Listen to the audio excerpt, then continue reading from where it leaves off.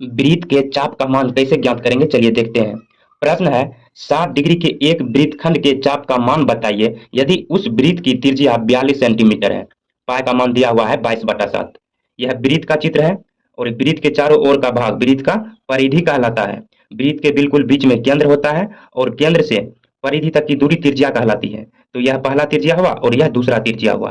ठीक है, चूंकि चारों ओर का भाग वृत्त का परिधि था तो यह भी परिधि का ही भाग है, जितना भाग पर पेन चल रहा है सिर्फ इतना भाग। ठीक है, लेकिन इतने भाग को चाप कहेंगे जितना भाग पर पेन चल रहा है। ठीक है, इतना भाग को चाप कहेंगे और प्रश्न से इसी का मान हमें ज्ञात करना है। ठीक है, तो वृत्त का त्रिज्या दिया हुआ है हमें 42 सेंटीमीटर और यह भी 42 सेंटीमीटर और ये वाला कोण दिया हुआ है हमें 60 डिग्री, यानी कि 60 डिग्री के रिस्पेक्ट वाले भाग का मान ज्ञात करना है, ये वाला भाग।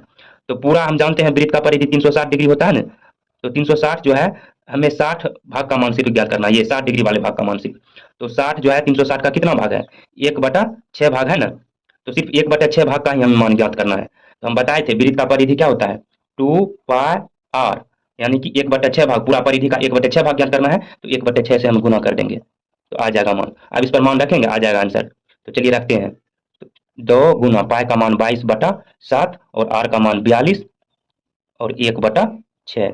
अब देखिए 7 छंग 42, 6 बार में कटा, ये 6 और ये 6 कैंसिल हो गया, बच गया 2 गुना 22, 22 गुना कितना होता है 44 centimetre. Answer. Thank you watching my video.